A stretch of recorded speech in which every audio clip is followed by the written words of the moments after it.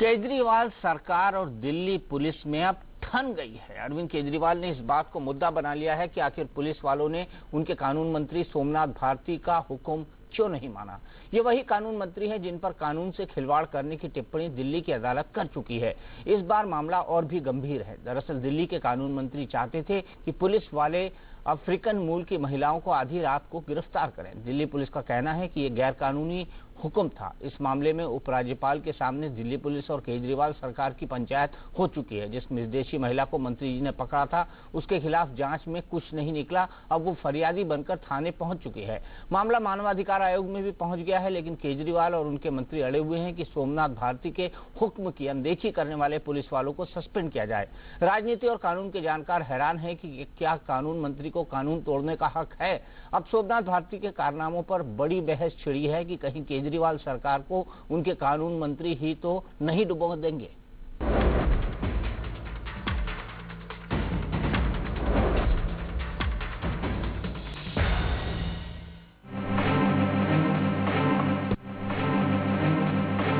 आप जाकर के वहां पे रेड करिए। ड्रग चल रहा है, वेस्टावर्टी चल रहा है वहां पे। केजरीवाल सरकार के कानून मंत्री सोमनाथ भारती ने आधी रात में हंगामा मचाकर विवादों की जो नई खिड़की खोली, उसका एक्सटेंशन अब केजरीवाल सरकार और दिल्ली पुलिस के बीच टेंशन की शक्ल में सामने आ गया है। मैं सच बात बता रहा हूँ। आप जाकर के वहाँ पे रेड करिए वहाँ पे। ड्रग चल रहा है, वेस्टावर्टी चल रहा है वहाँ पे। रेड करिए जाकर के वहाँ पे। सोमनाथ भारती 15 जनवरी की रात खिड़की एक्सटेंशन इलाके में अपने समर्थकों के साथ पहुंचे और इलाके के एसीपी और एसएचओ को हड़काने लगे। आप जाकर के वहाँ पे रेड करिए वहाँ पे। ड्रग चल रहा है, वेस्टावर्टी चल रहा है वहाँ पे। यहाँ नाइजीरियन गैंग सक्रिय है। कानून मंत्री का आरोप था कि अफ्रीकन देशों से आए लोगों ने सेक्स और ड्रग्स रैकेट चलाकर सबका जीना दुश्वार कर दिया है और मंत्री जी के फरमान के बावजूद पुलिस एक्शन में नहीं आ रही। अरेस्ट ना करके इनको क्या कर रहे हैं? प्रोटेक्ट कर रहे हैं, सपोर्ट कर रहे हैं। मंत्री आगे पकड़ने के लिए इनको आपकी ड्यूटी थी। पुलिस वालों ने नहीं सुनी तो कानून मंत्री खुद एक्शन में आ गए। उन्होंने 2 विदेशी नागरिकों को अपने समर्थकों की सेना से पकड़वाया और पुलिस के हवाले कर दिया। अगले दिन खुद मुख्यमंत्री केजरीवाल अपने कानून मंत्री की पैरवी में सामने आ गए। वो चाहते थे कि सोमनाथ भारती के हुक्म की अनदेखी करने वाले पुलिस अफसरों को सस्पेंड किया जाए। एसएचओ मालवीय नगर जिसने मौके के ऊपर एक्शन लेने से साफ मना कर दिया, इसका मतलब साफ साफ मिला हुआ है। 2 एसीपीज थे जो मालवीय नगर में कल वहां पे आए थे, उनके नाम एग्जैक्टली नहीं पता। एक हरपाल सिंह थे, दूसरे का नाम एग्जैक्टली नहीं पता। इन सब लोगों को सस्पेंड किया जाए और अगर सस्पेंड नहीं किया जाता है तो ना दिल्ली सरकार चुप बैठने वाली है और ना दिल्ली की जनता चुप बैठने वाली है। शुक्रवार को ये मामला उपराज्यपाल की दहलीज पर पहुंचा। केजरीवाल अपने 3 मंत्रियों के साथ उपराज्यपाल नजीब जंग से मिले, जहां दिल्ली के पुलिस कमिश्नर बीएस बस भी थे। इस मुद्दे के ऊपर में इंक्वायरी होगी और उस इंक्वायरी में जो पाया जाएगा उसके हिसाब से कार्रवाई की जाएगी। दिल्ली पुलिस ने लेफ्टिनेंट गवर्नर को सौंपी अपनी रिपोर्ट में ये बात साफ की है कि उस दिन खिड़की एक्सटेंशन इलाके में लॉ मिनिस्टर सोमनाथ भारती और पुलिस कर्मियों के बीच हुई बहस में पुलिस कर्मियों की कोई गलती नहीं थी, बल्कि सोमनाथ भारती ने खुद कानून को तोड़ा था। लिहाजा वो किसी पुलिसकर्मी पर कोई कार्रवाई नहीं करेंगे। सूत्रों का कहना है कि उपराज्यपाल के दरबार में मामला उल्टा पड़ गया। पुलिस कमिश्नर ने बता दिया कि कानून मंत्री पुलिस वालों से जो करवाना चाहते थे वो गैर कानूनी था। बात कायदे की थी, लिहाजा उपराज्यपाल ने मामले की जांच के आदेश दे दिए। मामले की जांच हाईकोर्ट के रिटायर्ड जज से कराने का आदेश तो दिया, लेकिन पुलिस अफसरों को सस्पेंड करने की अर्जी उन्होंने ठुकरा दी। एलजी साहब ने सारी पुलिस ऑफिसर्स को बुलाया हुआ था। सारी बातें उन्होंने ध्यान से सुनने के बाद कहा कि हम इंक्वायरी करा रहे हैं और मैटर बहुत सीरियस है। तीनों के तीनों में पुलिस की लापरवाही दिखती है और इनकी इंक्वायरी वो सेटअप कर रहे हैं। हाई लेवल इंक्वायरी एलजी साहब करा रहे हैं। अपने कानून मंत्री की साख बचाने के लिए अरविंद केजरीवाल ने गृह मंत्री सुशील कुमार शिंदे से टाइम मांगा, लेकिन तब तक एक बात साफ हो चुकी थी कि सोमनाथ भारती ने जो किया और जो पुलिस से करवाना चाहते थे वो सरासर गलत था। सुप्रीम कोर्ट की गाइडलाइंस कहती हैं कि किसी भी महिला को रात के बाद सुबह तक नहीं अरेस्ट किया जा सकता, उनको नहीं रोका जा सकता। तो जब वहां पे कोई विमेन कांस्टेबल नहीं थी और इन्होंने किस कानून के तहत इन महिलाओं की ह्यूमन राइट्स का वायलेशन किया है? सुप्रीम कोर्ट का कंटेम्प्ट होता है सोमनाथ भारती पे। इस बीच सोमनाथ भारती ने जिस विदेशी महिला को अपने समर्थकों के साथ पकड़ा था, वो फरियाद लेकर पुलिस और मीडिया के सामने आ गई। महिला का आरोप है कि सोमनाथ भारती और उनके समर्थकों ने उसके साथ बदसलूकी की। अगर पुलिस न होती तो जाने क्या करते। One man slapped me. That was he policeman or like? They were not policemen. They were in civilian clothes, but they were claiming to be policemen. Then they started touching me anywhere. As I tried to fight them. They said, "I'll shoot you." We took it to police. मामला African मूल के लोगों से जुड़ा है। विदेशी महिला के उत्पीड़न का है, जिसे सामाजिक कार्यकर्ता शहजाद पूनावाला ने नस्लवादी सोच बताते हुए मानवाधिकार आयोग में भी शिकायत दर्ज करा दी है। कानून मंत्री सोमनाथ भारती व आम आदमी पार्टी के सभी कार्यकर्ताओं के खिलाफ रेप का मुकदमा दर्ज हो। रंग भेद की बातें की है, उसके खिलाफ भी कानूनी कार्रवाई हो। वकालत के दौरान अदालत से फटकार खा चुके सोमनाथ भारती के विवाद के इस नए सिलसिले पर विपक्ष हमलावर है। लोग केजरीवाल से पूछ रहे हैं कि आखिर ऐसे मंत्री को कानून मंत्रालय क्यों दे रखा है, जो कानून तोड़ने को अपनी शान समझते हैं। आप जाकर के वहाँ पे कानून मंत्री का लगातार जो व्यवहार है वो अमर्यादित है। जिस प्रकार का उन्होंने सड़क पर जाकर जो है पुलिस के साथ व्यवहार किया, अगर शुचिता के प्रति उनका कुछ थोड़ा बहुत भी कमिटमेंट है तो दिल्ली के कानून मंत्री को उन्हें तुरंत बर्खास्त करना चाहिए। हैरानी इस बात पर है कि केजरीवाल की कैबिनेट अब भी अपने कानून मंत्री की गलती मानने को तैयार नहीं है। पत्रकार से नेता बने मनीष सिसोदिया ने तो सवाल पूछने पर पत्रकारों को ही पुलिस का प्रवक्ता बताना शुरू कर दिया। आपसे भी रिक्वेस्ट करना चाहता हूं कि आप पुलिस के प्रवक्ता के रूप में बात मत करिए। पुलिस का जो वर्जन है अब बड़ा सवाल ये है कि आखिर सोमनाथ भारती आधी रात को अपने समर्थकों के साथ विदेशी नागरिकों को अरेस्ट करने क्यों पहुंच गए? मीडिया के साथ जाकर उनका यूं छापा मारना क्या सिर्फ पब्लिसिटी स्टंट था?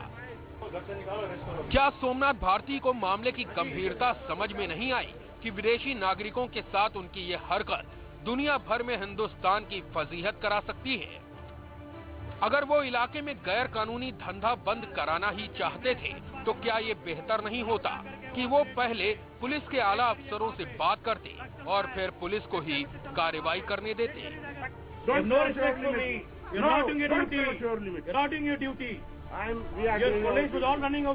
दिल्ली में नेहा केसरी और मनोज वर्मा के साथ ब्यूरो रिपोर्ट, इंडिया न्यूज। आप जाकर के वहाँ पे रेड करिए। तो सवाल यह है कि क्या मंत्री जी को ये हक है कि वो कहीं पर किसी भी वक्त पुलिस लेकर जाकर रेड करा दें? इसी पर बातचीत करने के लिए हमारे साथ बीजेपी के राष्ट्रीय सचिव डॉक्टर अनिल जैन जुड़े हुए हैं। हमारे साथ के गौतम साहब हैं जो कि फॉर्मर डीएसपी हैं उत्तर प्रदेश पुलिस के। मेरे साथ मेरे एडिटर टाइम रवि शर्मा हैं। रवि, सबसे पहले डेवलपमेंट जानना चाहूंगा, ये जो महिला है जिसको सोमनाथ भारती के लोगों ने अगवा कर लिया था, एक तरीके से आधी रात को उठा लिया था, बाद में उसको पुलिस थाने ले गए थे, क्या इस महिला ने शिकायत दर्ज कराई है और क्या उस महिला की शिकायत पर पुलिस ने कोई कार्रवाई की है? देखिए, अभी पुलिस विचार विमर्श कर रही है कि इस मामले को कैसे आगे ले जाना है, क्योंकि अब ये मामला एलजी तक पहुंच चुका है और इस पर ऑलरेडी जांच जारी है। तो अभी पुलिस तय नहीं कर पाई है कि इसको किस तरह से आगे बढ़ाना है। लेकिन हाँ, वो महिला का ये कहना है कि वो एक स्टूडेंट थी, यहाँ पर स्टूडेंट वीजा पर वो मौजूद है और इस तरह की किसी इलीगल एक्टिविटीज में वो शामिल नहीं है। कल उसका मेडिकल टेस्ट भी पुलिस ने कराया था, जिसमें उसके ब्लड में कोई ट्रेसेस नहीं पाए गए हैं किसी भी ड्रग के, जैसा कि मंत्री जी ने सीधा सीधा इल्जाम लगाया था। तो अब सवाल यह है कि पुलिस इस मामले को कैसे आगे लेकर बढ़ती है। अगर मंत्री जी के खिलाफ वो मामला दर्ज करती है तो संगीन धाराओं के तहत मामला दर्ज हो सकता है और काफी बड़ी मुश्किल पेश आ सकती है उनके सामने, इसमें कोई संदेह नहीं है। दीपक जी, बिल्कुल, काफी बड़ी मुश्किल। गौतम साहब, आप क्या बताएंगे? क्या मंत्री जिस तरह से बात कर रहे थे, जिस तरह से उस लड़की को उठाया गया, इन सब का हक है उनको? देखिए, उनको बिल्कुल ये सब हक नहीं है। उन्होंने अपनी सारी मर्यादाएं खत्म कर दी, उन्होंने कानून का जबरदस्त उल्लंघन किया। और सही बात तो ये है कि मंत्री से ये उम्मीद नहीं की जाती कि वो इस तरह से जाके, उन्हें कोई राइट ही नहीं है कि वो जाके कहीं तलाशी लें और तलाशी के दौरान किसी महिला को अपने कब्जे में लें, उसको थाने लेके आएं। ये तो बिल्कुल 342 का एक मुकदमा बनता है इनके खिलाफ सीधा सीधा, जिसमें शायद इनकी जमानत भी आसानी से नहीं होगी। मेरा ये कहना है कि ये अति उत्साह में है, अति उत्साह मंत्री को नहीं दिखाना चाहिए। मंत्री को बहुत संजीदगी से बात करना चाहिए। जिस तरह से ऑर्डर दे रहे हैं कि जाइए वहां अरेस्ट करिए, ये करिए, गिरफ्तारी करिए, रेड करिए, ये सब नहीं है। इनको बहुत संजीदगी से, अगर कोई इन्फॉर्मेशन इनके पास थी तो पहली बात तो इनके सेक्रेटरी को या IAS होंगे, वो सूचना देते पुलिस कमिश्नर को या किसी बड़े अधिकारी को कि साहब वहां जगह फलां जगह रेड करा लीजिए, वहां ऐसी ऐसी सूचनाएं आ रही हैं, तो वो नियमानुसार रेड कराते। रेड की एक फॉर्मेलिटी है, उसका वारंट जारी होता, वारंट की विधि है, तब जाके वहां रेड होती। कितना ही गोपनीय होता, एक आध घंटे का टाइम लग सकता था। और ऐसी कोई इमरजेंसी नहीं थी कि वहां कोई बहुत बड़े बम रखे हुए थे या कोई वहां से भाग सकते थे या वहां कोई ऐसी चीज हो सकती थी। तो ये अमर्यादित चीजों से बचना चाहिए। और मेरी एक रिक्वेस्ट ये भी है कि जब ये आए मंत्री जी, तो पुलिस को कम से कम इतना करना चाहिए था, उनसे कहते साहब पहले आइए, बैठिए, बैठ के फिर हम लोग बात करते हैं, तो शायद वो ये घटनाएं बच सकती थी। तो पुलिस को भी थोड़ा संयम की जरूरत है। एक मिनिस्टर है, उसको हम अपनी तरफ से ऐसा कोई मौका न दें, लेकिन मंत्री जी का पूरा काम, पूरा जो यहाँ चीज जिन्होंने की है, वो सारे के सारे कानून के खिलाफ है और ये ऐसा नहीं होना चाहिए। कानून के खिलाफ है। डॉक्टर नील जैन के पास सीधे चलते हैं। डॉक्टर नील जैन, बड़ा सवाल यहाँ पर ये खड़ा होता है, अगर आप मुझे सुन पा रहे हैं, कि क्या मंत्री को ये करना शोभा देता है? आपने अभी भी तमाम क्लिप्स देखी और उस लड़की ने, जो कि एक स्टूडेंट है, अब पुलिस में शिकायत भी दर्ज कराई है क्योंकि उसको जबरन उठा लिया गया था। पुलिस वालों ने नहीं बल्कि सोमनाथ भारती के लोगों ने। ये सरासर गलत कार्य किया है। मंत्री के रूप में ये बिल्कुल शोभा नहीं देता। दूसरा, इन्होंने पहले ये कहा था अपने आप को कि जनता के सेवक हैं, नौकर हैं, और इस तरह से ये आदेश दे रहे हैं पुलिस ऑफिसर को ऑन ड्यूटी बुलाकर without any registration of any complaint. ऐसा लग रहा है कि ये तो खुद तानाशाह बनने की तरफ बढ़ रहे हैं, जबकि इन्होंने बड़े बड़े वादे, बड़ी बड़ी शुचिता की बात करी थी। ये कहाँ है शुचिता? इनके व्यवहार में शुचिता नहीं, इनके काम में शुचिता नहीं है, इनका जिस तरह का आचरण है, ये सोमनाथ भारती के साथ पहला वाकया नहीं है। पहले ये जजों को डायरेक्शन देते नजर आते हैं, उनकी मीटिंग करने के लिए कॉल करते हैं। इनको तौर तरीके नहीं पता है। अगर नहीं पता है तो इतनी जल्दीबाजी ना करें।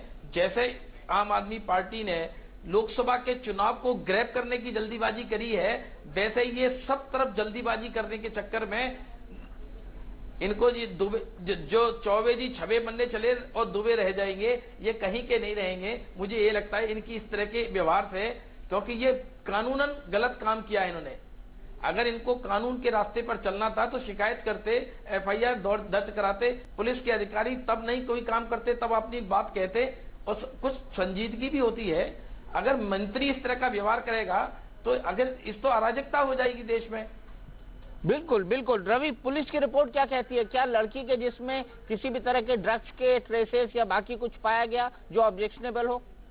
जी नहीं दीपक जी, जब मंत्री जी रात को हंगामा काफी देर तक करते रहे, आला अधिकारी ACP मौके पर पहुंचे और उन्होंने इनको समझाने की कोशिश की कि कोई हमारे पास रिटर्न कंप्लेंट नहीं है, इसके अलावा रात में महिला को गिरफ्तार कर थाने में नहीं रखा जा सकता है, सुप्रीम कोर्ट की क्लियर कट वर्डिक्ट है, नहीं कर सकते हैं हम इसको। मंत्री जी कुछ सुनने को तैयार नहीं थे। मंत्री जी लगातार चीख चिल्ला रहे थे और आदेश पारित कर रहे थे, जबकि वो उनको समझाने की कोशिश दिल्ली पुलिस की तरफ से ये की जा रही थी कि महिला कांस्टेबल हमारे साथ नहीं है, महिलाओं को इस तरह से गिरफ्तार नहीं किया जा सकता है। लेकिन फिर भी पद की गरिमा को रखते हुए उनकी दिल्ली पुलिस ने उन दो महिलाओं को ले जाकर एम्स में उनका मेडिकल कराया। ब्लड में उनके कोई ड्रग का ट्रेस नहीं निकला, जबकि वो साफ तौर पर कह रहे थे मंत्री जी कि ये जिस्म फरोशी का काम करती हैं, ये ड्रग्स रैकेट चलाती हैं। तो ये बड़े संगीन इल्जाम है दीपक जी किसी महिला पर लगाए, और वो भी कोई मंत्री स्तर का आदमी। ये अपने आप में अगर कानूनी धाराओं के बीच में ये मामला चला जाता है तो बहुत सारी ऐसी धाराएं हैं जिनका उल्लंघन मंत्री जी ने जाने अनजाने में कर दिया है, और संगीन कानूनी धाराएं टूटी हैं, संगीन मुकदमा उनके खिलाफ दर्ज हो सकता है।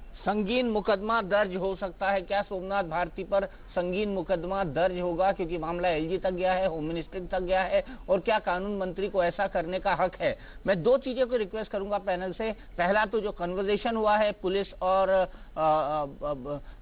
सोमनाथ भारती के बीच में, उसको दिखाएं, और साथ ही साथ उस पीड़ित लड़की का भी बयान एक बार फिर से दिखाएं, पूरा बयान दिखाएं। देखिए वो अपनी फरियाद में आखिरकार कहती क्या है, पुलिस से क्या क्या किया उन लोगों ने जो उसको खिड़की एक्सटेंशन से उठाकर कर ले गए थे। लेकिन पहले देख लेते हैं कि सोमनाथ भारती और पुलिस के बीच क्या तनातनी हुई।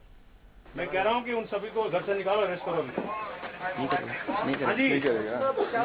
अरेस्ट ना करके इनको क्या कर रहे हैं? प्रोटेक्ट कर रहे हैं, सपोर्ट कर रहे हैं। मंत्री आएगा पकड़ने के लिए इनको, आपकी ड्यूटी थी। No respect for me.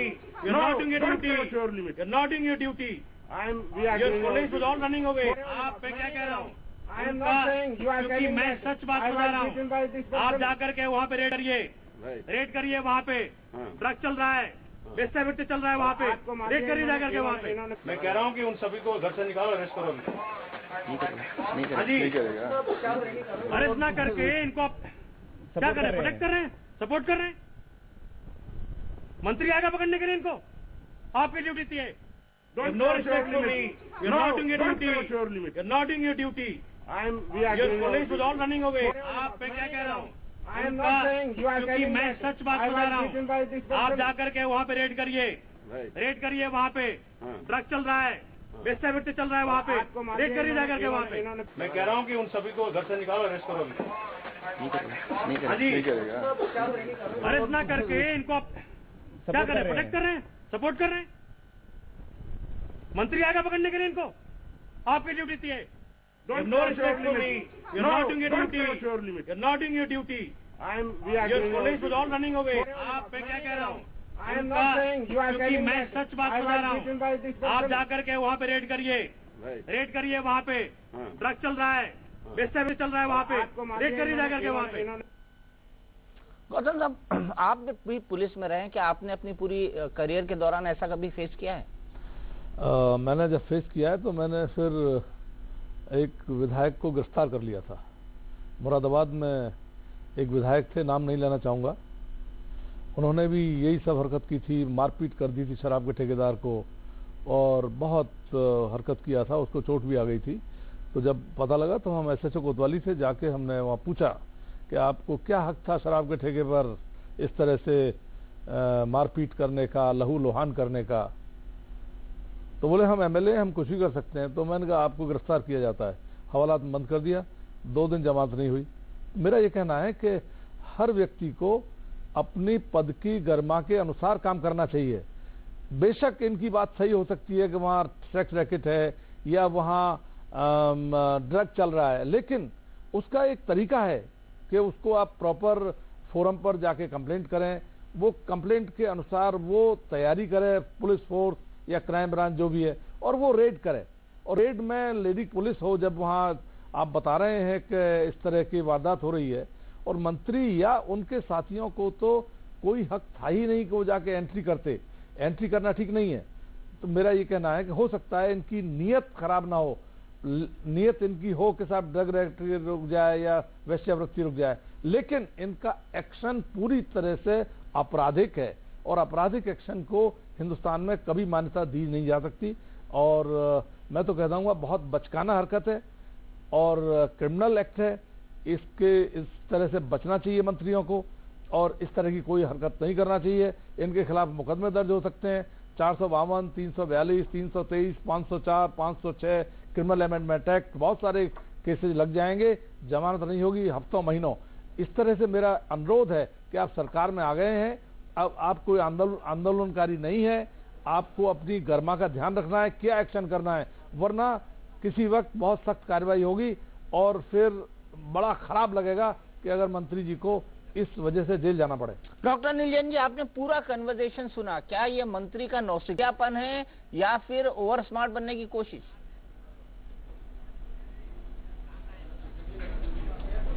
ये नौसिखिया भी हैं और ओवर स्मार्ट बनने की भी कोशिश कर रहे हैं। दूसरी बात क्या है कि सही मायने में ये अभी आप रियलाइज नहीं कर पाए हैं कि ये सरकार में है, सरकार चला रहे हैं। अभी इनको वही केजरीवाल जी का खंबे पे चढ़ने वाला सीन और उससे हीरो बनने वाली जो फिल्म इनके दिमाग में है, तो हर आदमी इनके में से एक बढ़कर हीरो बनने के चक्कर में ये जीरो बनने की तरफ जा रहे हैं।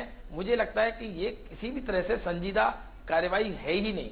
शिकायत तुमने करी नहीं, पुलिस को कुछ तुमने नोटिस कराया नहीं, आप सोच रहे कि आप पहुंच जाएंगे, पुलिस को बुलाएंगे और पुलिस तुरंत उनको रेड कर देगी और ले जाएगी। ऐसा पुलिस पे कौन से अधिकार है? बिल्कुल। बिल्कुल, और मंत्री ऐसे आदेश देते रहेंगे, ये तो बिल्कुल कहीं से भी वाजिब दिखता ही नहीं है। ऐसा बचकानापन है, नौसिखियापन है, हेकड़ी है, और कहीं ना कहीं जो सादगी का और घमंड है इनको, तो मुझे लगता है ये घमंड चाहे सादगी का हो चाहे मर्दानगी का हो, घमंड किसी का रहता नहीं है। ये चले जाएंगे जल्दी। रवि, आपको क्या लगता है किन किन धाराओं के तहत दर्ज हो सकता है मुकदमा मंत्री जी के खिलाफ? देखिए, अगर वो भले ही विदेशी हैं वो महिलाएं दीपक, लेकिन जब वो हमारे सरजमी पर आ जाती हैं तो यहाँ के कानून के दायरे में वो आ जाती हैं। और नया जो महिला कानून है उसके तहत तो पॉक्सो भी लग सकता, माफ कीजिएगा, कई संगीन धाराओं के तहत मामला दर्ज हो सकता है। किसी महिला की काशील भंग करना, ऐसा कोई भी बात कहना जिससे उसकी गरिमा को ठेस पहुंचे, जैसे कि किसी को वेश्यावृत्ति के धंधे से जुड़ा हुआ बता देना, साफ तौर पर ड्रग के धंधे से जुड़ा हुआ बता देना, पब्लिकली उसके साथ मारपीट करना, जैसा उस लड़की ने बयान दिया है अपना, तो इन तमाम धाराओं के तहत उसके मुकदमा दर्ज हो सकता है। और इसके साथ साथ जिस तरह से उन्होंने पुलिस के काम में बाधा डाली, सरकारी अधिकारी को धमकाया, उनके कार्य में बाधा डाली, हंगामा खड़ा किया, शांति भंग की, बहुत सारी धाराएं हैं दीपक। अगर दिल्ली पुलिस एक तरफा कार्रवाई कर ले या यूं कहे कि बदले की कार्रवाई के तहत काम करना शुरू कर दे, तो बहुत सारी धाराओं के तहत मामला दर्ज हो सकता है और कानूनी तौर पर हो सकता है, इसमें कोई संशय नहीं है। रागिनी नायक हमारे साथ टेलीफोन लाइन पर जुड़ गई हैं। रागिनी, मंत्री के इस बिहेवियर पर आप क्या कहेंगी? देखिए, अभी बहुत दिन नहीं हुए हैं, कुछ दिन पहले ही भारती जी के ऊपर एक बहुत बड़ा आरोप लगा था, एक बहुत ही उनके प्रोफेशनल करियर का एक काला इतिहास हमारे सामने खुलकर आया था। उससे पहले भी उन्होंने अपने दम को दिखाते हुए कहा कि सारे न्यायाधीशों की मैं एक बैठक चाहता हूं, और अब ये घटना सामने आई है। तो कहीं ना कहीं ये एक बड़ा सवालिया निशान खड़ा होता है कि कानून मंत्री को ही शायद या तो कानून की समझ नहीं है या वो कानून को मान नहीं देते हैं, बिना वारंट के रेड करना चाहते हैं। क्रिमिनल प्रोसीजर कोड ये कहता है कि शाम को सूर्यास्त के बाद महिलाओं को अरेस्ट नहीं किया जा सकता है। वो पुलिस पे दबाव डाल रहे हैं कि आप अभी कार्रवाई करिए, अभी महिला को अरेस्ट करिए।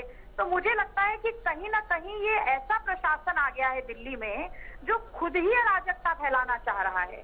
तो अब ये समझना होगा केजरीवाल जी, उनकी पार्टी और उनकी पार्टी के नेताओं को कि अब आंदोलन से आगे बढ़ चुके हैं, आंदोलन से प्रशासन का रास्ता तय कर चुके हैं। कभी अनुभवहीनता की दुहाई दी जाती है, कभी ये कहा जाता है कि परिपक्व नहीं है। लेकिन मैं एक बात कहना चाहूंगी, केजरीवाल जी ने भी सफाई दी भारती जी के लिए, लेकिन वो तो खुद आईआरएस अफसर रह चुके हैं। आईआरएस अफसर रहते हुए क्या उनके विभाग के मंत्री छापा मारने कहीं जाते थे? क्या उनको इस बात की भी जानकारी नहीं है? तो ये बड़े प्रश्न उठ रहे हैं यहाँ पे, और जिनका एक केंद्र बिंदु ऐसा लगता है कि कहीं ना कहीं केवल 3 महीने का जो पास का लक्ष्य है लोकसभा का, उसको ध्यान में रख के कुछ चीजें की जा रही हैं, ताली बटोरने के लिए, ध्यान आकर्षित करने के लिए और वोट बैंक को मजबूत करने के लिए। रागिनी बड़ा सवाल, भाषण तो बड़ा अच्छा है, लेकिन आपने ये नहीं बताया कि इन अराजक तत्वों को आपने सत्ता में बिठा क्यों रखा है? रटाया मत जवाब दीजिएगा, क्योंकि आप कहेंगे कि दिल्ली की जनता को चुनाव से दूर रखने के लिए ये कारण नहीं है, आप मोदी को रोकना चाहते हैं, इसीलिए आपने इनको बिठा के रखा हुआ है, इसीलिए आप इनको पाल बड़ा। आप अपनी व्याख्या दे सकते हैं, मैं अपनी बात आपके सामने रखूंगी, रटाया जवाब आपको नहीं दूंगी। लेकिन बात ये है कि अगर दिल्ली की जनता आज भी, बहुत सारे मैंने टीवी चैनल्स पे देखा कि लोग कह रहे हैं नहीं मौका तो और देना चाहिए, थोड़ी और दिन, तो मुझे लगता है 15-20 दिन हुए हैं अभी। यदि अभी अगर हम सपोर्ट हटा लेते हैं या समर्थन हटा लेते हैं तो भी आप मुझे चैनल पे बुला के आरोप लगाएंगे कि आप यही चाहते थे कि ये गिर जाए सरकार और ये नाटक था। तो भाई हम चाहते हैं कि कुछ समय मिले और उस समय में अपने कामों को पूरा करके दिखाएं। अब ये जो व्यवस्था है जो ये बनाना चाह रहे हैं, ये कहते हैं हम एक नई तरीके की राजनीति करना चाहते हैं, तो उस नई तरीके की राजनीति के पीछे की कहानी क्या है, इसका खुलासा धीरे धीरे हो रहा है। 15 दिन 20 दिन में कांग्रेस पार्टी समर्थन वापस नहीं लेगी, कांग्रेस पार्टी पर्याप्त समय देगी, दिल्ली की जनता के सामने भी बातें स्पष्ट हो जाएं, ताकि ये ना हो कि केवल आरोप प्रत्यारोप के चलते कोई बड़ा निर्णय लिया गया। और जहां तक मैं एक बात बिल्कुल साफ करना चाहती हूँ, दिल्ली प्रदेश कांग्रेस कमेटी के अध्यक्ष अरविंदर सिंह लवली जी ने भी कहा कि सकारात्मक नीति और निर्णय और राजनीति जब तक होती रही समर्थन रहेगा, अगर नहीं हुई तो कांग्रेस पार्टी विपक्ष की भूमिका भी निभा सकती है। विपक्ष की भूमिका आप निभा सकते हैं। आपको क्या लगता है जो कानून मंत्री ने किया वो सकारात्मक राजनीति थी? नहीं, सकारात्मक राजनीति नहीं थी तो इसके ऊपर क्या कांग्रेस की टिप्पणी नहीं आई? क्या कांग्रेस ने इसकी निंदा नहीं की? हमने पूरी तरीके से बात को स्पष्ट करके रखा है। लेकिन आप एक बात ये भी जानिए कि बहुत बड़ी बड़ी नैतिक और सिद्धांतवाद की बातें करके इस आम आदमी पार्टी का उदय हुआ। अब अरविंद केजरीवाल की क्या नैतिक जिम्मेदारी कुछ नहीं बनती है? क्या अरविंद केजरीवाल जनता का नाम लेके, आम आदमी का नाम लेके कुछ भी कर गुजर जाएंगे? कहीं ना कहीं उनको भी ये समय देके देखना बहुत जरूरी है कि वो किस तरीके का निर्णय लेते हैं, क्या वो पक्षपाती है। और आज ये बहुत जरूरी है, क्या कहा जाता है, मुखिया मुख सो चाहिए, खान पान सब एक, पाले पोसे सकल अंग तुलसी सहित विवेक, यानी जो नेता है उसको सभी के साथ समान बर्ताव करना चाहिए। लेकिन हमने ये भी देखा कि ऐसा नहीं हो पा रहा है। तो बहुत सारी चीजें कांग्रेस जो गलत बात होगी उसका विरोध भी करेगी, लेकिन फिलहाल हम समय देना चाहते हैं आम आदमी पार्टी। फिलहाल आप समय देना चाहती हैं। डॉक्टर अनिल जैन जी, ये समय देना चाहते हैं, अब कौन किसकी बी टीम है आप ये बता दीजिए। ये पूत के पांव पालने में दिखते हैं, इनके पांव तो दिख रहे हैं आम आदमी पार्टी के। और क्योंकि इन्होंने कांग्रेस से साठगांठ करके बनाई है, क्योंकि इन्होंने मोदी जी को रोकने के लिए, मोदी के रथ को रोकने के लिए ये सुगुफा रचा है।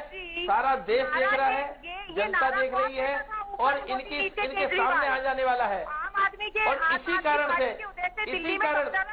रागिनी जी, मैं आप बोल रही थी तब मैं नहीं बोल रहा था। आप मेरी बात सुनिए, जब आप बोल रही थी मैं नहीं बोल रहा था। जब आप नहीं बोल, आप पहले बात सुनिए।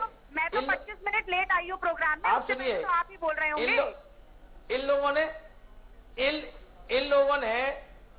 ने कांग्रेस ने इसीलिए अपने राजकुमार को प्रधानमंत्री का दावेदार नहीं नियुक्त किया, क्योंकि मोदी जी से तुलना हो जाती तो कहां बैठे, कहां 10 और कहां 50।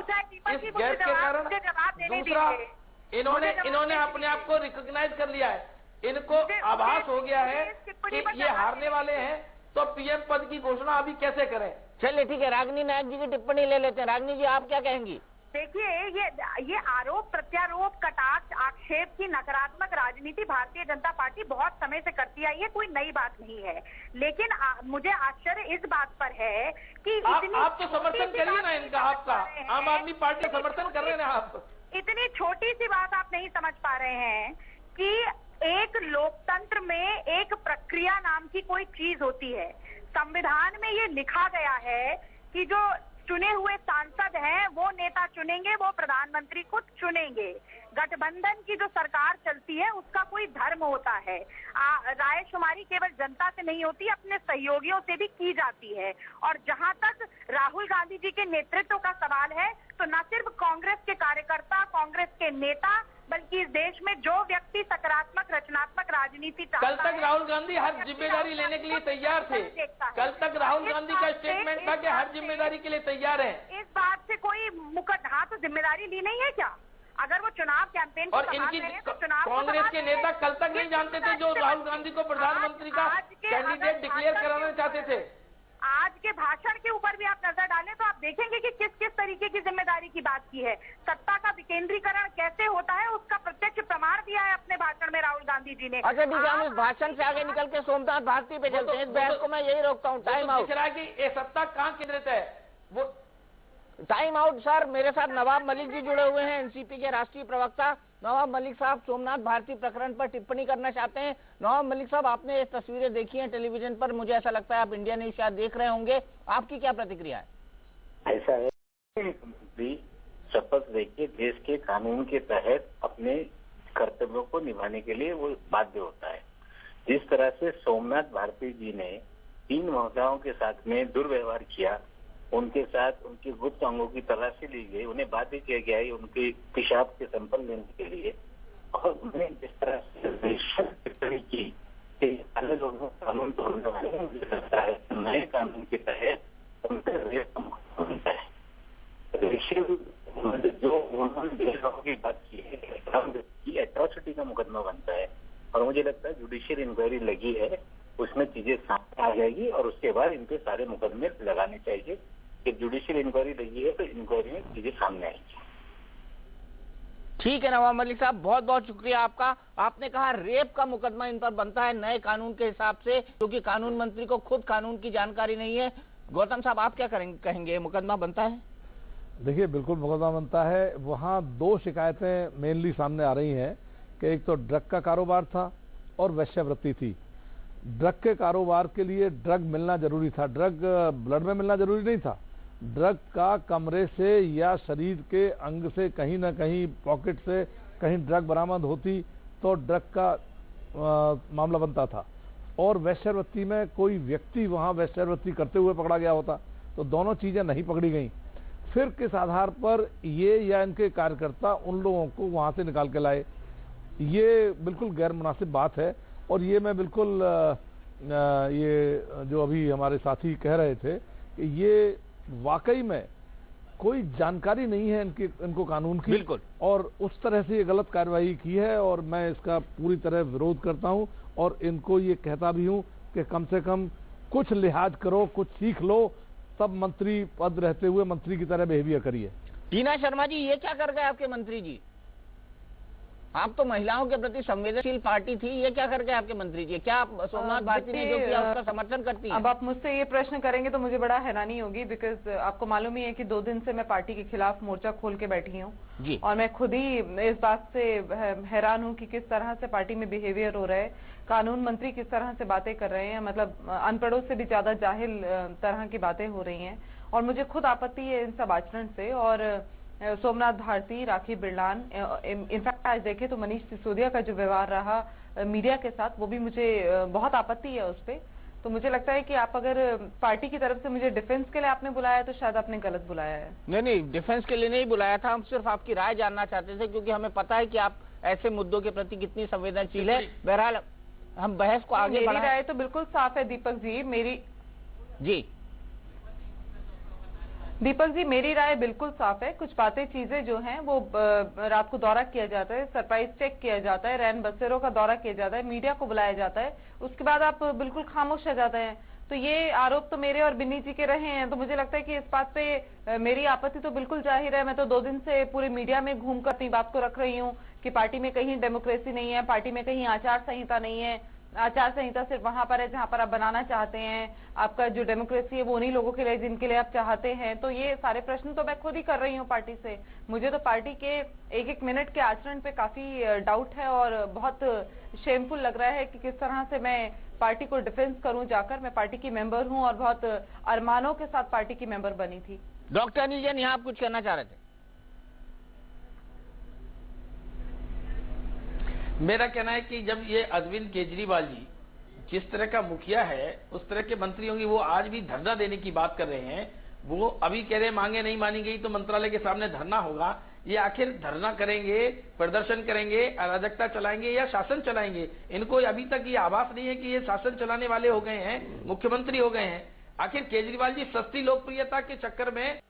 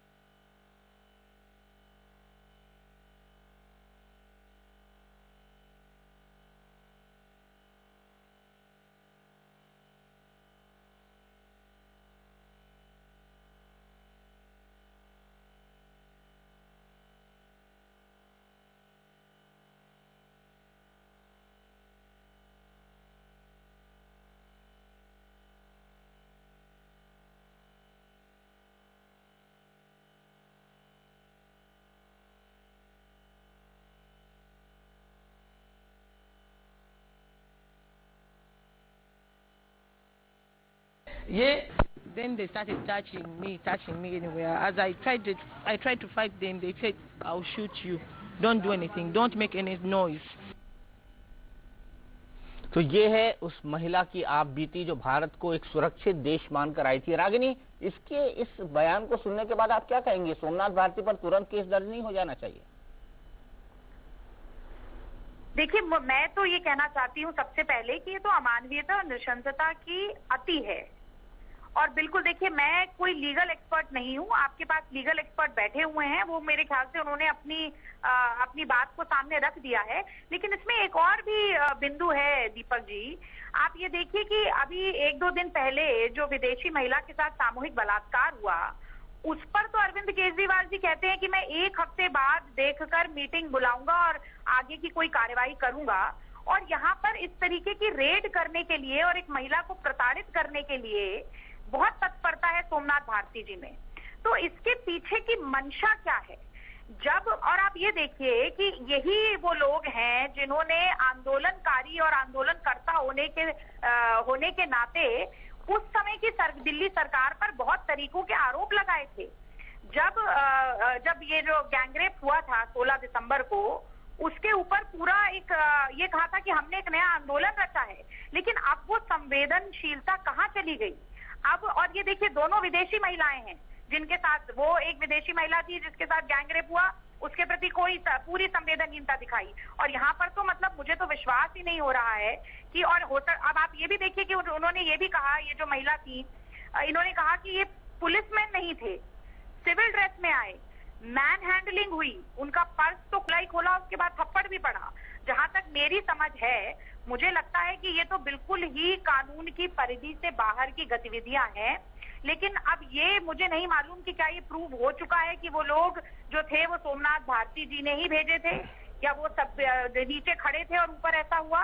इस बात की जानकारी मुझे नहीं है अभी। जी रागिनी, हम ये भी देख लेते हैं कि आज दिल्ली के एलजी के साथ जो मीटिंग हुई, उस मीटिंग के दौरान क्या क्या हुआ। उस मीटिंग में दिल्ली पुलिस और अरविंद केजरीवाल और मनीष सिसोदिया, इनका सीधे टकराव हुआ। आइए देखते हैं लेफ्टिनेंट गवर्नर के घर जो मीटिंग हुई थी उसमें क्या कुछ हुआ और कैसे हुई आम आदमी पार्टी के मुख्यमंत्री और उनके मंत्री की फजीहत।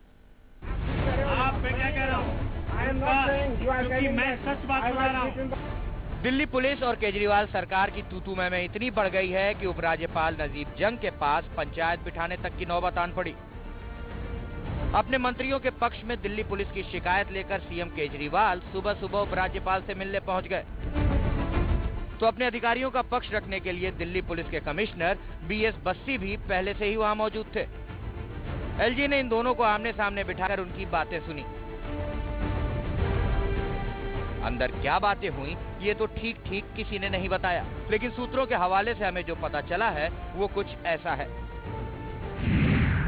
दिल्ली पुलिस कानून के मुताबिक अपनी ड्यूटी नहीं कर रही है।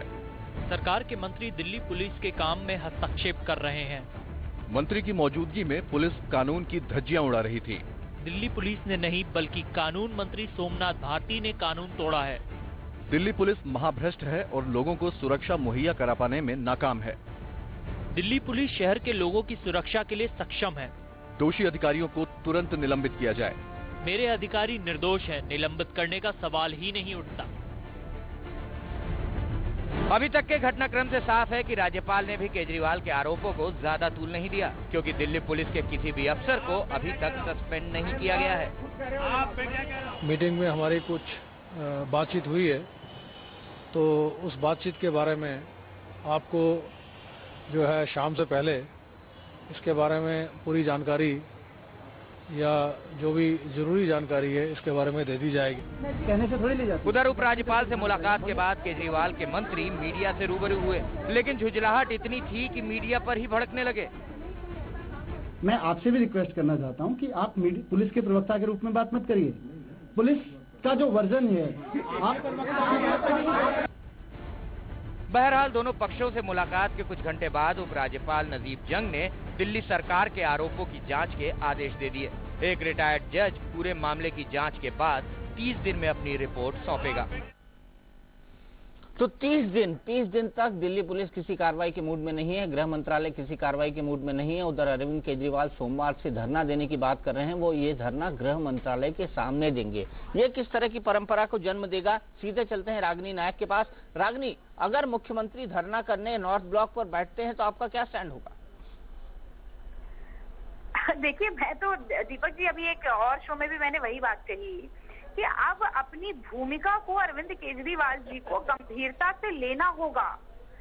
इस देश में लेजिस्लेटर, जुडिशरी, एग्जीक्यूटिव के अलग अलग रोल्स डिफाइंड हैं।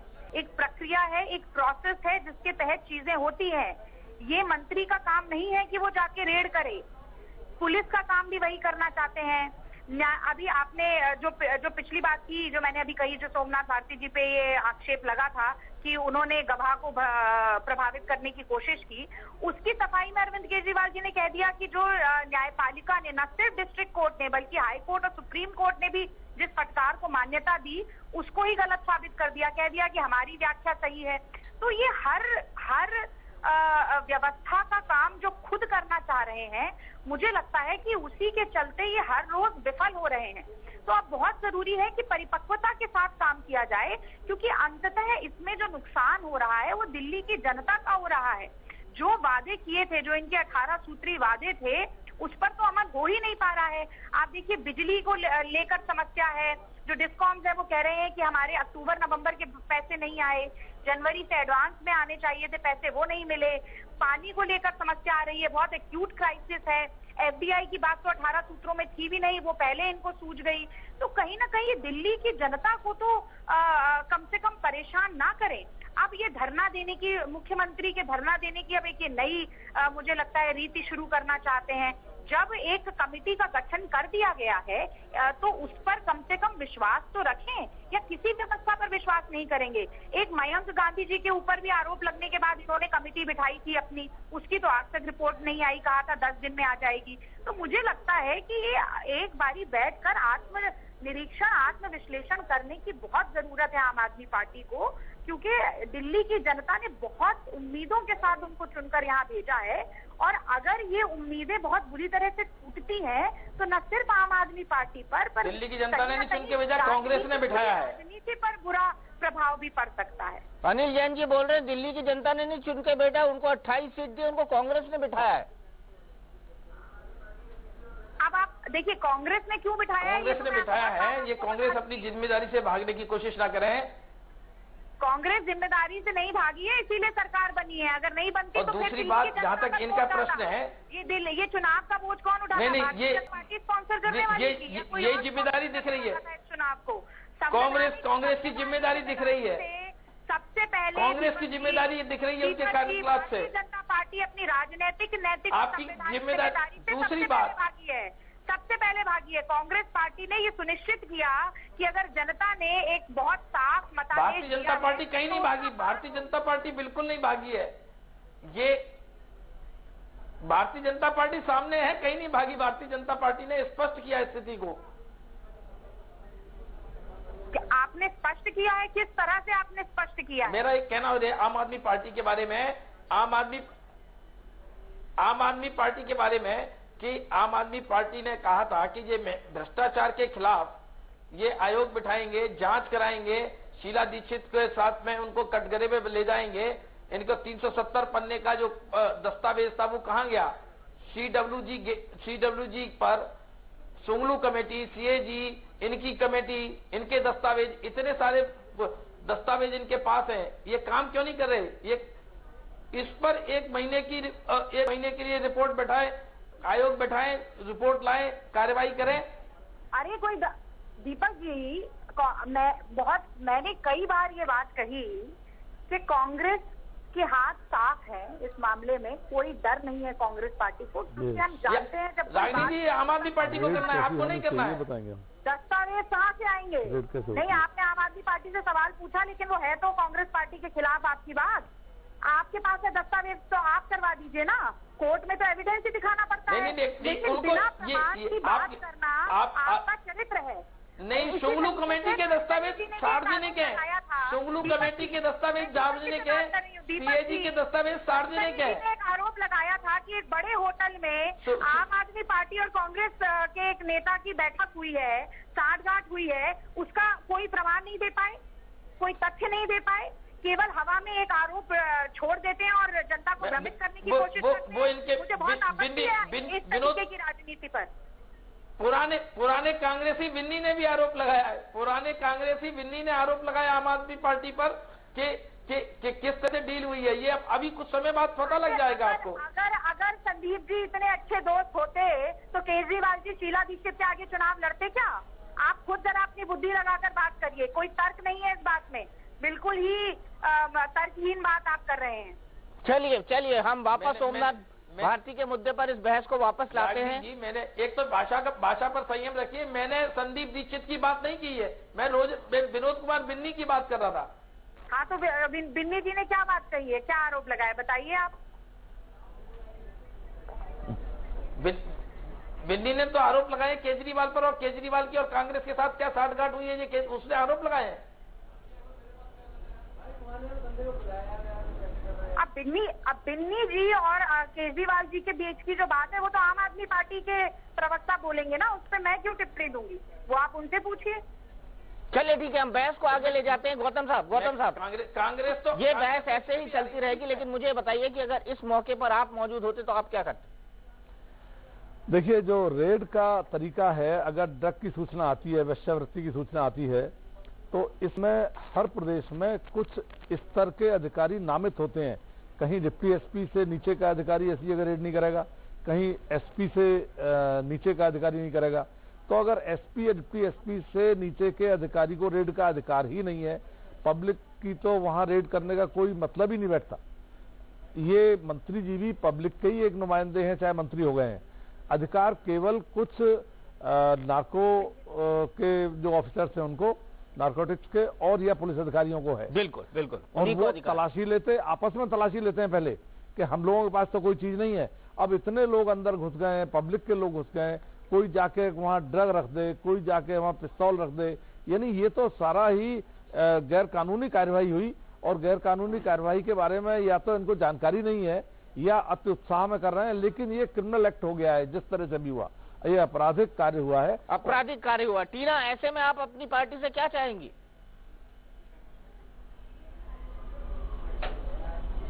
मैं तो खुद ही कल सुबह प्रेस कॉन्फ्रेंस कर रही हूँ 11 बजे विजय चौक से, और मैं तो ये कहने वाली हूँ कि सोमनाथ भारती पे जो है एक्शन किया जाए और कुमार विश्वास पे भी एक्शन किया जाए, क्योंकि कुमार विश्वास ने भी मल्लिका साराभाई की बहुत बेइज्जती की है और उनको अपशब्द बोले हैं। तो मुझे लगता है कि पार्टी में थोड़ा संयम बरतना चाहिए। एक तरफ हम महिलाओं के हक की बात करते हैं, हमें ये नहीं भूलना चाहिए कि ये जो पार्टी है वो आंदोलनों से जन्मी है। ये पार्टी निर्भया और गुड़िया के आंदोलन से जन्मी है। ये पार्टी वो पार्टी है जिसे पावर का एक्सरसाइज किया जब हम पावर में नहीं थे। आपने बैरिकेड तोड़े, आपने हॉस्पिटल का सैनिटरी ब्रेक किया, जब गुड़िया गैंगरेप हुआ आप हॉस्पिटल में घुस गए, आपने हॉस्पिटल का लॉ एंड ऑर्डर तोड़ा, आपने बिजली के तार जोड़े, तो आपने सब कुछ एक्सरसाइज किया जब आपके पास पावर नहीं था। आज आपके पास पावर है तो आप कहते हैं कि गैंगरेप क्यों हो रहे हैं दिल्ली में। इस पे हम एक हफ्ते बाद एलजी कमिश्नर और चीफ जस्टिस के साथ बैठ के चिंतन करेंगे। तो ये बहुत बड़ा विषय है और मुझे लगता है कि पार्टी को थोड़ा सोचना चाहिए किस तरह से बातें हो रही हैं, किस तरह का परसेप्शन अब लोगों में जा रहा है पार्टी के बारे में। करोड़ों लोगों की आस्थाएं हमारे साथ है, तो इस तरह से विश्वास ब्रेक करना मुझे लगता है कि मेरा ही सबसे बड़ा प्रश्न चिन्ह है उनके ऊपर। और मैं कल सुबह 11 बजे आपको कुछ प्रश्न आम औरत की तरह पार्टी के सामने रखना चाहती हूँ। चलिए टीना शर्मा जी, जो है वो कहीं ना कहीं महिला मुद्दों से जन्मी है, कहीं करप्शन के मुद्दों से जन्मी है। चलिए टीना शर्मा जी, आपकी प्रेस कॉन्फ्रेंस का इंतजार रहेगा। आप तमाम मेहमान हमारे साथ जुड़े ये चर्चा की, इसके लिए बहुत बहुत शुक्रिया। इंडिया न्यूज पर खबरों का सिलसिला लगातार जारी है।